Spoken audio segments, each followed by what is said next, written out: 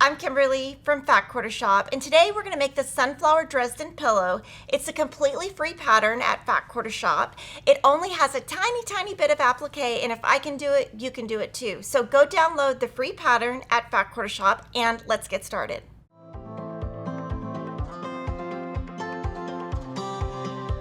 Susan Aki came up with this fun project using her Flag Day Tumbler Template. It's brand new. We're going to be using this template with our charm pack of Sunflowers in My Heart by Kate Spain because the pattern really matches the fabric. So this is going to be for the outside of your Dresden. For the inside of the circle, you're going to need either a bowl or an 8-inch circle ruler by Lori Holt and her sew-in interfacing.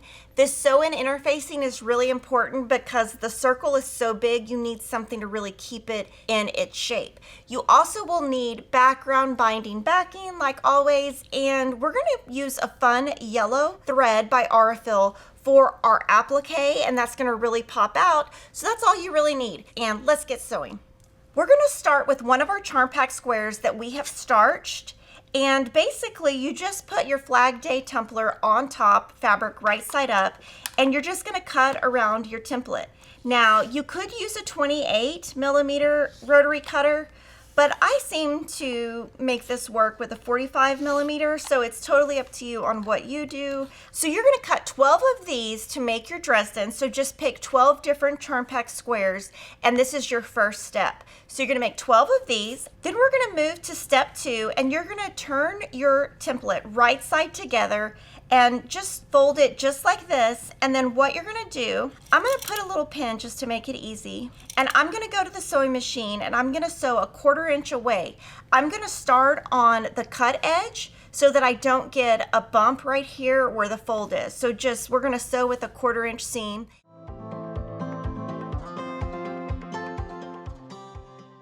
The one thing I forgot to mention is use a shorter stitch length than normal, just because you're going to be handling this a lot and you don't want your stitches to come out. Now you're going to take right where the fold is and you're going to cut just like this. Just make sure you don't cut through your stitches, and that's going to give the point of your Dresden some ability to move. From here, I'm going to put my pinky finger right in this point, and ta-da, it creates a Dresden just like this. So you can finagle this. I prefer to just use my finger because I don't want to poke that point out. So then what you're going to do is we're going to go to the iron, and I'm going to show you how to make this nice and flat. So right here, what I'm going to try to do is get this seam to be flat. So I'm just going to flatten it with my finger, put the iron in there, and then on the back, once that's done, press. And I just prefer to use my finger so I don't poke through, and then it's nice and flat. So here what we're going to be doing is building our Dresden. And my biggest tip for you is anytime you're doing any type of Dresden, you want to do that in quarters and in halves. Because if you just sew it all the way, like 11 at a time, and try to add that 12th, it's not going to match. So my tip to you is sew 3 together, press. Sew 3 together, press. Put those together. So here I'm going to show you how to add the last one. Basically, you're just going to put your fabrics right sides together, and you're going to be making sure you line up this little crease, and then you're just going to stitch with a 1/4 inch seam. And I would recommend back stitching right here at this intersection. So from here, I'm going to set my seam, press to one side, then press open. Now working with Dresdens, you know, this is not something I do often, but this is all getting into your bias seam, so you have to be really gentle when you're sewing that you're not pulling, because if you yank this, it'll just stretch all the way out. So just press open and it should be nice and flat. So like I said, sections of 3, then sections of 6, and then we're going to sew this together. Now you can see it's not going to meet exactly. So what you want to do is sew one side together, doing that same thing. And I start sewing on the outside, go to the inside, and then back stitch. I wouldn't try to do both at the same time just because it's going to move around. So first do one, press, and then we'll come back and do the second.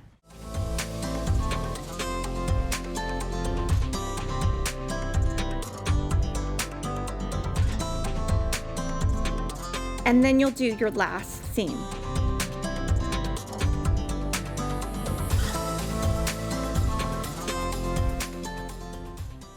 So here you can see your Dresden. It's not completely flat. It's a little bit puffy. That's okay.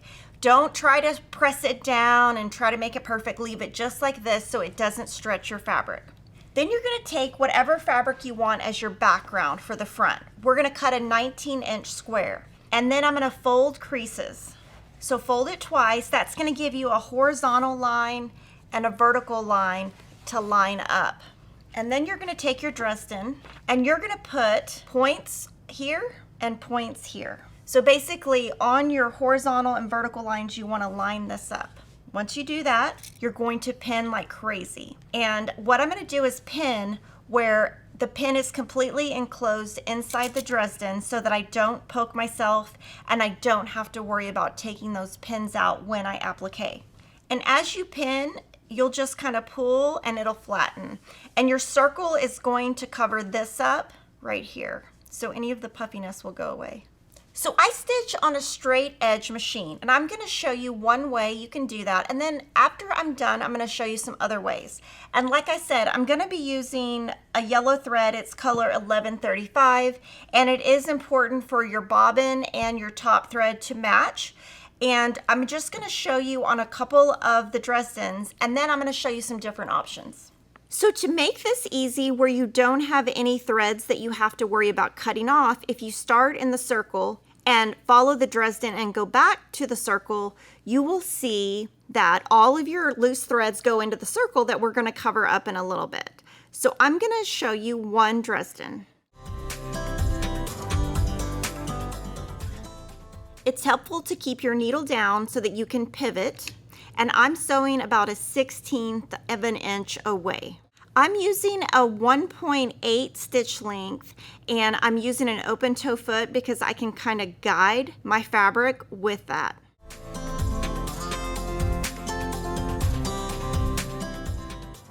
Then from there, you just take a couple of stitches over. You don't even have to cut your thread, and you just keep going with your Dresden from right there. With this method of machine applique, I just stitched about a 1/16 of an inch away, all the way around the Dresden. Just moved to the next Dresden and did the same thing. And I did that all the way around the entire circle, and all of my loose threads are in here. Now the reason I did the straight stitch is I own a Juki TL2010Q. It only does a straight stitch, so I couldn't do a blanket stitch. But I am gonna show you what a blanket stitch looks like. With the blanket stitch, the way that you would sew that is just on the outside, and you wouldn't sew the blanket stitch down the center like we just did. So just a blanket stitch around the outside, and that is how that would look if you have a machine that will do a blanket stitch. So now that we have the outside of our Dresden, now we're gonna work on the inside. And this is the fabric that I'm gonna use for the circle, and this is my sew-in interfacing. So I'm gonna put those together. You can cut them separately or at the same time, however you would like. I'm using the Lori Holt 8-inch circle ruler. Now you could just draw a line with a bowl and cut it with scissors. You can do it whichever way you want. I'm gonna actually turn it this way so you can see it better. So a tip I have is when you're cutting a circle like this, usually you would use a 28mm rotary cutter. It will cut easier. I don't own one, so I'm gonna show you how you do it with a 45mm. You just have to go slower, and you have to kind of curve or tilt your rotary blade. If you just do this, you're gonna start chopping into your ruler and break it off.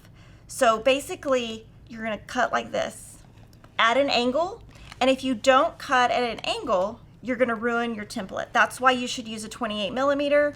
I just don't own one, and I refuse to buy one because I would only use it so limited amount of time that I would lose it.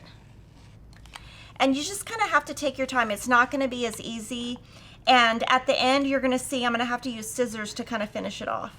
And even if you're using your 28mm, using that angle is helpful so that you don't ruin your template.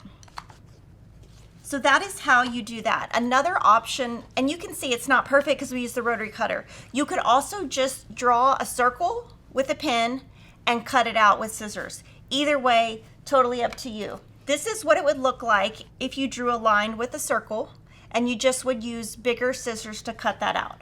So what you're going to do from here, making sure your fabrics are right sides together, or your fabric is right side together with your interfacing, you're going to use your 1/4 inch foot. You're going to stitch all the way around the circle, and you're going to cover up that last stitch by 1 inch. I'm going to show you how to do that and how to rotate when you are sewing a circle with a 1/4 inch foot. Basically, if you use your hand and do this on your sewing machine, your circle is going to move faster than if you do this. I'm going to using my hand to rotate, and that's going to give you a really nice circle without bumps.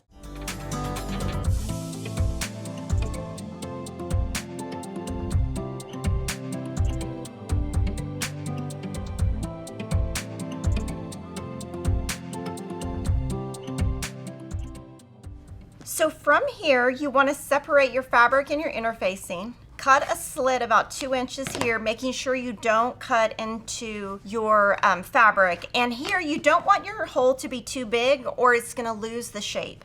And you're just gonna turn this right side out. The smaller the hole, the more the shape will stay. And from here, I'm just gonna use my finger and kind of move that open. So from here, I'm going to use a point turner and just kind of gently form the circle, making sure you don't poke through your fabric or your interfacing.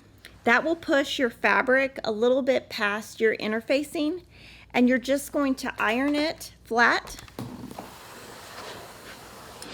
and then finagle it to get your little creases out, just to make it a perfect circle. You want to get it perfectly flat before you applique that down.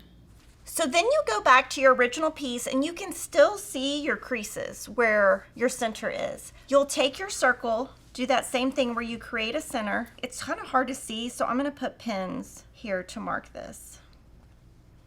So you're going to line those up, but then you want to make sure you're an equal distance from each side, and you're not. You just have to kind of play with your ruler to get it exactly center. And that looks pretty good. So from here, I'm going to put pins only in the center where nothing sticks out of the end, because I don't want to have to remove the pins as I am sewing. The more pins you use, the less it will move and more accuracy you will get. And again, what you want to do is make sure your interfacing is not showing to the top right here. Then I'm going to switch the machine back to the yellow thread, and I am going to start on one side and stitch all the way around and then show you how that looks. I'm going to use the same technique with my hand to create that circle effect. And when you start your first stitch, hold your thread, make a few stitches, back stitch to hold it in place, and then start stitching.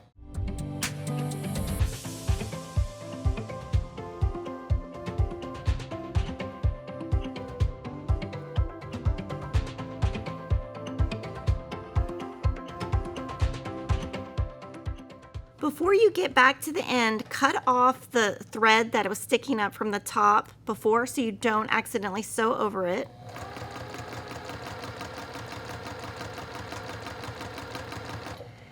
Meet your previous stitches and back stitch twice and cut. So on my stitches, I just went really slow and tried to not fall off the circle basically, and it looks pretty good. And if you want to see how that would look with the blanket stitch, this is how this would look. So you have lots of choices on your applique method.